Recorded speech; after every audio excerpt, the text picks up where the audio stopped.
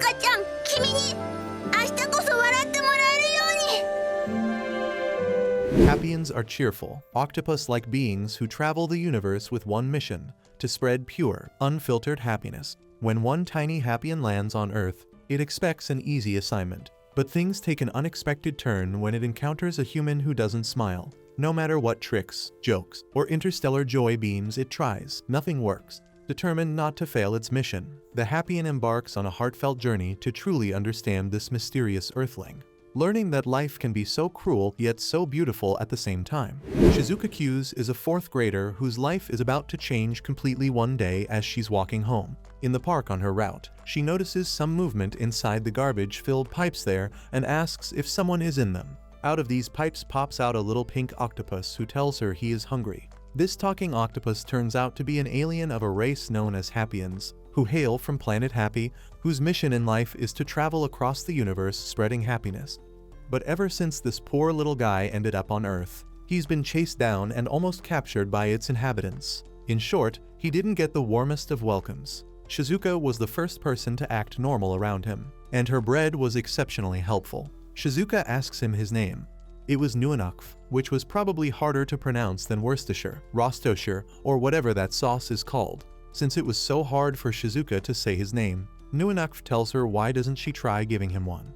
Shizuka's first pick is Takopi because, of course, it is. Tako means octopus in Japanese, and pi because Takopi ends his every sentence with a pi sound. With the matter surrounding his name now settled, Takopi gets straight to business, which is to make Shizuka smile. As if he were a Doraemon from Temu, Takopi pulls out a gadget known as flappy wings. All you needed to do was put them on, and you could soar the sky like a happy little butterfly. Takopi even demonstrates for Shizuka, but she wasn't interested. She tells him she had to get herself a new writing pad and heads back home. The bread was a spare from lunch, so it wasn't a big deal, and she could feed Takopi tomorrow too if he liked. As far as the gadget was concerned, it didn't matter if she could reach the sky. That wasn't going to change anything, Shizuka says with a despondent face. Being as naive as the bread he was eating, Takopi starts thinking perhaps Shizuka already knew how to fly. The next day, Shizuka hides in the pipes with Takopi as girls from her class pass by. Her reason was that they might see Takopi and get him thrown into an animal shelter, although the reality was something much grimmer. These girls, led by the one with blonde hair named Marina, were the reason why Shizuka needed a new writing pad. They joke around about having broken her writing pad 3 times just this week. Takopi didn't know what they were saying or whom it was about. All he focused on was that they were having a good time, and so he asked Shizuka if that was the case. Shizuka just gives a vague "I guess they are" as a response. Takopi tries to cheer her up with another gadget. The one this time is called a happy camera. Shizuka tells him a smartphone would be better, as it is lighter than that ancient relic. The camera had a special feature too, but before Takopi can explain it, Shizuka leaves, saying she had to get herself a new writing board since hers had gone missing again. Day 3 of his time on Earth isn't any different. Shizuka shows up and talks to him for a while and leaves before even trying Takopi's gadget. A few more days go by. Takopi even gets to experience the joyride that is sweet bread, but one thing remained the same. Shizuka didn't seem to have any interest in his gadgets at all. On the 6th day, as he's flailing around a ballpoint pen that sounds like a rabbit from Saturn, Shizuka leaves again, although this time it was earlier than usual because she had to go feed her dog Chappie. She invites Takopi to her house too this time. Chappie was the cutest border collie, who greets Shizuka with a barrage of kisses. For the first time in the 6 days he had known her, Takopi sees Shizuka smiling. Although Takopi and Chappie's first time seeing each other wasn't as wholesome, at least for Takopi. Shizuka was home alone, so she invited Takopi inside. Her mother was an escort, although in Takopi's innocent mind, it meant she literally took people from place to place. Shizuka tells Takopi she didn't have a father, which he takes as humans not needing a male to produce offspring. Chappie was the last thing her father had left her, and he was her everything. She loved him so much even though he smelt like wet socks. As long as she had Chappie, no matter how hard times got for Shizuka, she would bear it all. As they're walking back to the park, Aka Takopi's estate, Takopi tells Shizuka about Planet Happy and how wonderful it was. He promises to take her there someday too. But Shizuka tells him she doesn't believe in magic, so she couldn't go to his planet or where her dad was. Takopi recalls a memory with his mother, who had instructed him to go around the universe bringing happiness to people, but at the same time not violating the rules. Takopi was far from violating any rules. He couldn't even get his subject to use his gadgets. But he was going to change that. He promises to bring the biggest smile on Shizuka's face. The expression on Shizuka's face changes, and she actually smiles at him for the first time. For the first time, she says goodbye while excited to see him again the following day. However, that all changes very quickly. Shizuka shows up at the park, battered and bruised, with Chappie's collar in her hand, but no Chappie in sight. She tells Takopi she had a fight with a friend.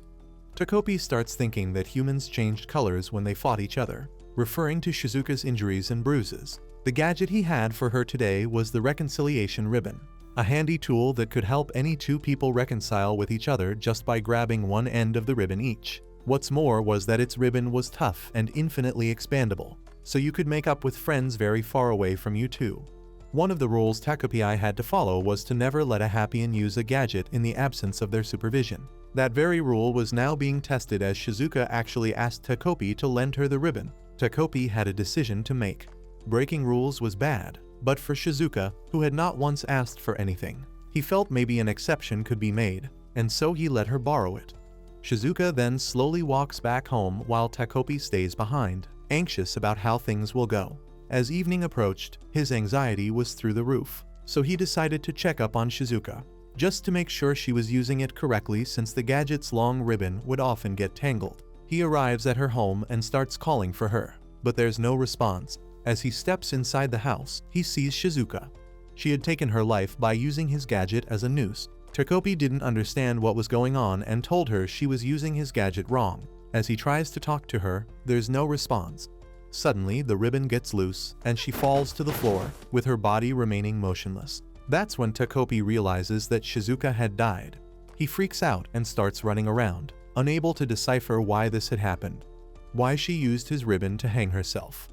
The words of his mother about never letting an alien use their gadget unsupervised bounce around in his mind. He holds her hand and apologizes to her, thinking it was his fault she died. Death is absolute. There's no gadget that could magically revive someone from the dead. But that didn't mean he couldn't prevent it. The special feature of his Happy camera was its ability to take the user back in time to when the photo was taken. The act of suicide, where someone intentionally takes their own life, was something foreign to Happians like Takopi. But because Shizuka was his friend, he wanted to ask her why she did that, and he hit the reverse switch. In a few short moments, Takopi is back to the second day, when he took this photo. Seeing Shizuka alive again was surreal. He couldn't help but get emotional for a moment but pretended like he wasn't. Shizuka then leaves, but determined to change her fate this time. Takopi asks Shizuka to take him with her to school. School was the center of her problems because Marina was there. She, alongside her group, would waste no opportunity picking on her. Takopi was on Shizuka's shoulder, although no one but her could see him thanks to a gadget of his that made him appear as a chameleon flower to everyone but Shizuka. And Marina doesn't waste any time teasing her about it. Shizuka picks Takopi up and places him inside a decoration piece as his prison so he doesn't disturb her. The teacher enters the classroom, and class begins. She asks Shizuka to answer the question on the blackboard, but Shizuka didn't know the answer to it because Marina had hidden her notebook. Takopi thinks perhaps her not knowing the answer was the reason behind her troubles, so he goes back in time again and tells Shizuka the answers in advance. She repeats them as he told her and shocks everyone, especially Marina. The teacher then asks Marina to answer the next one, and her smug expression soon turns into an embarrassed one when she can't answer either. Marina didn't like that. During lunch break, Marina and her group make fun of Shizuka for not being able to finish the decrepit slop given to her as free food since she couldn't afford a proper one. Takopi starts thinking this might be it and helps her out by vacuuming the whole tray squeaky clean, not even leaving the cob. This infuriates Marina, and she then goes on a rampage to ruin Shizuka's day by throwing her notebook in the trash or hiding her bag on the roof. But each time Takopi finds her stuff and returns it to her. As he and Shizuka are heading back, he catches Marina looking at Shizuka with extreme disdain and thinks they must be fighting. On his planet, fighting was resolved faster than a bullet train.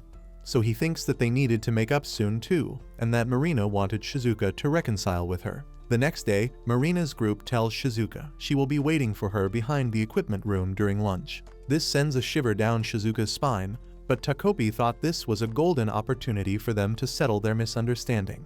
Shizuka finally speaks up and tells him he was only saying that because he has never talked to her. Shizuka's frightened expression makes Takopi believe it must be a really serious fight. Perhaps one of them had eaten the other person's pudding.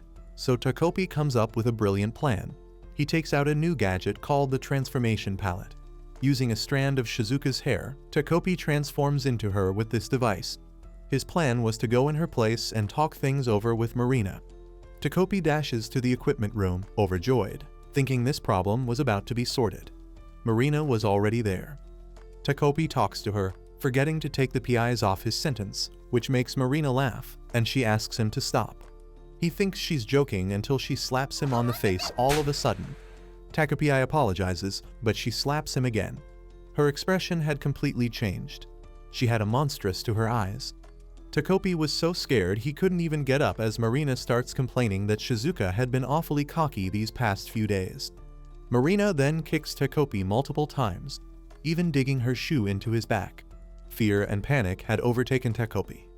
He couldn't say a word, but he somehow manages to speak out. For Shizuka's sake, he tries asking Marina to talk about it, as that would surely solve things. But that doesn't work. She pulls out a ballpoint pen and stabs him. Takopi travels back in time again. He tries to figure out what had caused Marina to do what she does. Marina had complained about Shizuka acting all overconfident these past few days. That was because of him, so it was his job to go in her place. But his feet were frozen in spot with fear. He couldn't go through that again. Then another idea pops into Takopi's head. He transforms into Shizuka and sprints to get the teacher, or anyone who could stop Marina.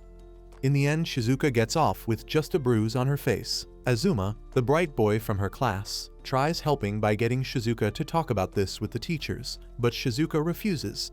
Nothing would have changed even if she did. When they reach the park, Shizuka thanks Takopi for helping her. His frantic attempt had left the teacher confused as to how the person coming to get help ended up being the same person who was getting beaten. But it did save her. Not only that, but Shizuka had noticed all the other times Takopi had been helping her behind her back. Ever since her mother's affair with Marina's dad started, school had been nothing but hell for her. But lately it hasn't been so bad. All thanks to a special little clueless alien. Takopi tells her he was sorry. He hadn't been able to actually help her yet. But Takopi was bent on doing everything in his power to prevent Shizuka from taking that drastic step and promises to return her smile back to her. Another day, another question answered correctly. Shizuka's academic reputation was beginning to improve by leaps and bounds, which, of course, made Marina's lackeys more jealous than a dog seeing his owner pet another dog. But oddly enough, Marina herself didn't give much of a reaction when usually she would scowl worse than a kid who was asked to share his toys with his little sibling. While walking home, Takopi mentions this change in her attitude, suggesting perhaps making amends wasn't as far-fetched of a thought as they thought. While she would usually just brush his input aside, Shizuka was actually listening to what Takopi had to say this time, reflecting the growth in her trust. As they walk back to the park, Shizuka mentions how long it had been since she had been on a casual stroll like this with someone. Her father was the last person she did that with. Takopi was surprised Shizuka had a father. All this time he believed Earthlings didn't need two parents and just sprouted a new specimen by spitting them out their mouths like a Namakian. But in reality, Shizuka did have a father back when she was little, although he left her then as well. She shares a memory of hers from back then, when she would find herself glancing up at the star-filled sky. She tells Takopi it was a night just like this one when her father left her and her mom. Being an innocent child, she gazed up at the stars and wished, with all her heart, that her parents wouldn't get a divorce. But that wish never came true. That was the point when Shizuka lost her belief in the existence of magic and God. Though this painful story was difficult to listen to, Takopi was glad that Shizuka was opening up to him at last. It was the first time she did that, making him believe that their bond had grown deep. Compared to the last time he saw her on such a starry night, this was miles better. Then a thought suddenly crosses Takopi's mind. The last time he met her at night was the night before she took her own life. Thinking back, he remembers that she was holding Chappie's collar in her hand. But for some reason Chappie wasn't there. Where was Chappie? What could have possibly happened to him? As these questions puzzle Takopi's mind, Marina appears. She was surprised to find Shizuka out this late at night and starts insulting her by calling her unmentionable names. Then she starts saying a parasite like her shouldn't have a dog as she walks up to Chappie. She tells Shizuka a homewrecker like her didn't deserve the love of a dog. Shizuka starts trembling and desperately tries calling to Chappie to come to her. She grabs his leash to take him when Marina slaps her. Chappie growls at Marina in the back. Takopi didn't understand why Marina was doing this. He thought she had gotten better. As Marina continues to hit Shizuka, Takopi thinks about doing something, but his body has gone numb in fear. The trauma from his last encounter had stunted his courage. Suddenly Chappie decides he has had just about enough and charges at Marina. He pounces on her with a vicious expression on his face. As he's leaping, Marina gives off the expression that this had been her plan all along, that she wanted this. Chappie bites Marina's hand, and she starts screaming in agony, calling out for help to save her from this ravenous beast. A bunch of people who were passing by hear her and immediately call animal control.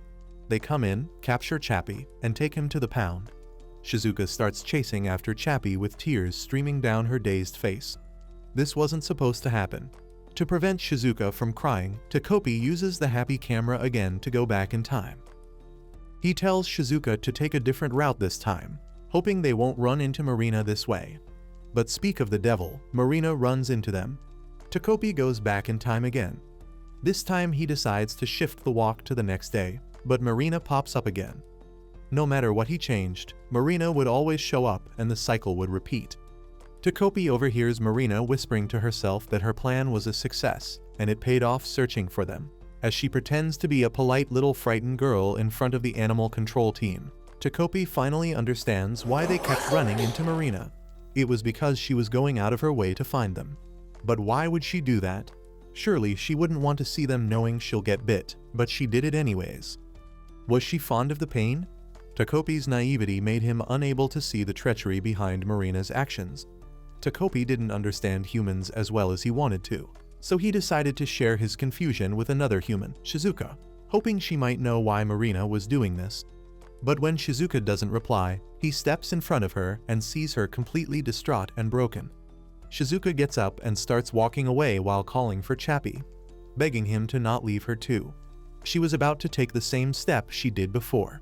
But Takopi wasn't going to let that happen this time. He promises to save Shizuka from that dark fate no matter what. It didn't matter how many times Takopi had to do it all over. If it could save his dear friend, he was willing to keep fighting fate for eternity. Takopi takes out the happy camera and clicks on the time reversal. Its brilliant light lights up the entire park as Shizuka looks at Takopi, wondering what he was doing. Takopi tells her he was going to put the biggest smile on her face. But it was all the same. Chappie had been taken away yet again. This time Shizuka's mother had appeared in this reality too. They were both at the local animal shelter. She tells Shizuka that Chappie was going to go live with her father from now on. A dog that bit a child was not going to be allowed to stay in the city. Shizuka doesn't say a word. She tells Shizuka she could get Chappie back someday. Shizuka didn't say a word.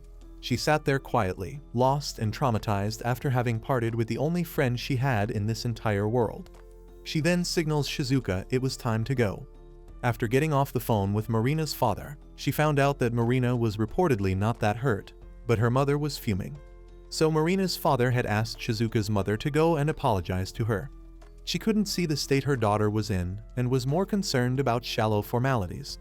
Her cab arrives, and she tells Shizuka that she's going off to work and will be back around morning time.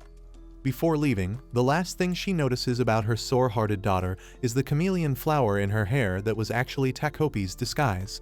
Takopi tries to save Chappie several times more, but each time the result is the same. The cycle didn't break. However, Shizuka was still alive, and Takopi didn't lose spirit about trying to return Chappie from her father's place. Thinking Chappie had actually gone to live with Shizuka's father, Chappie tries asking Shizuka where her father lived so he could go there himself and get Chappie back. He pulls out a map of the world for reference, but Shizuka doesn't answer. He thinks perhaps she's hungry and low on energy, so he tries feeding her bread, but Shizuka remains indifferent and instead goes up to her bed to go to sleep. The next morning, Chappie tries to cheer Shizuka up by sending her to school so she'll be happy when she sees all her friends' faces.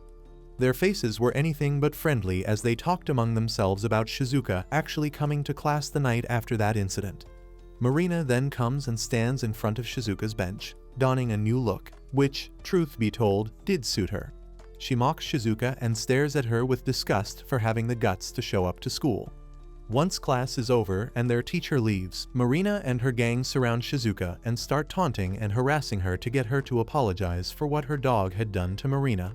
Azuma steps in and reminds Marina that music class was starting. This stops Marina, and they leave Shizuka for the time being. Azuma tries reaching out to Shizuka, suggesting she go and visit the nurse if she was feeling bad, but Shizuka just gets up and starts walking away without acknowledging anything. Marina's group discuss how creepy Shizuka was for not responding to anything they did to her. As they make plans for tomorrow's bullying, Marina tells them she had something to do and asks them to go home without her today. Meanwhile, Shizuka heads home, glum and unreactive. Takopi tries talking to her but to no avail. He tries asking if she is hungry, but still no answer. Then, to make things worse, Marina appears in front of them. She tells Shizuka she had something to talk to her about and asks her to come with her. Shizuka doesn't reply, so she approaches her and whispers she wanted to talk to her about Chappie. This finally brings out a response from Shizuka as she agrees to accompany her. Takopi yet again starts thinking this must be the start of a new friendship where these two could finally get along. He wanted to be there in that moment for her, so he followed the two girls. As they walk deeper into the woods, Marina's bandages come off. A scene of how broken her family was flashes through her mind, where it starts off with arguing between parents and eventually one of them leaving. Her mother turned to Marina, seeking refuge in her daughter, but also venting her frustrations on the defenseless child. Her mother's haunting words rebound in her mind. Shizuka starts to talk about Chappie when Marina throws her backpack at her. She then kicks her to the ground and tells Shizuka her dog was dead and asks how that made her feel. Shizuka doesn't believe her and tells her Chappie was alive and with her dad. She then takes out Chappie's collar and says he could come back to her anytime. Marina keeps telling him he is dead. He bit a child, and animal control took him. There was no way he wasn't dead, Marina tells her. When you think she couldn't get any more vile, she starts telling Shizuka that she didn't have a dad. She didn't have a mother who loved her. She had no friends, and nobody in this world cared about her. All she had was her dog, and now he was dead. Snatching the last bit of hope she had, Marina then leans in on the shivering Shizuka and asks her why doesn't she die as well. Takopi watches on from the sidelines as his friend is being tormented but is too petrified to go there and help her. Marina then stands over Shizuka and starts asking her how she thought all her finances were being covered. The food she ate, the clothes she wore. It was all from the money her mother had been taking from her father. The money her father worked hard for. Shizuka tries reaching for Chappie's collar as her last means of comfort. Marina hyperventilates and whispers her father was supposed to buy her mother a ring. A ring for the mother of his child, not some random affair partner. She starts hitting Shizuka again while wishing she were dead so that her family could go back to the way it used to be. Takopi was frightened, but at the same time he was worried for his friend. As his tentacles tremble with the happy camera in them, he recalls Shizuka's words about her bearing all the pain, all the bullying, and all the harassment as long as she had Chappie with her. Glancing at her beat-up face, Chappie feared that at this rate Shizuka's dark fate would not change. If he just keeps hiding, nothing will change. Takopi musters up all the courage he can in his little octopus body and leaps out of the bushes yelling he'll help Shizuka this time. He held out the camera as he got closer to Marina, and then after a splat sound, things went quiet. We then see Chappie and Shizuka glancing in front of them. It was Marina, lying there motionless on the ground with blood on her face. Her eyes were lifeless, and her body was numb. Takopi notices she had stopped moving, so he approaches her. He then starts tapping her foot to see if she would respond. But after she doesn't react, Chappie begins to realize what he has done. He decides to redo it by going back in time, but the happy camera was broken. Chappie presses the time travel button several times, but nothing happens. That's when Shizuka finally speaks. She asks if Marina was dead. Certain that Marina was dead, Shizuka's entire demeanor changes. Suddenly, she was full of life and hope. She couldn't hold back her amazement.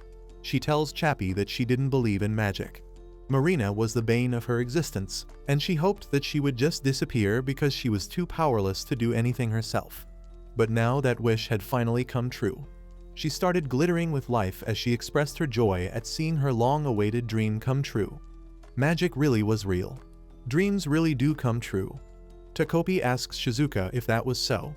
She started believing that Chappie could be alive too, and that she could see him again if she went to her father's place.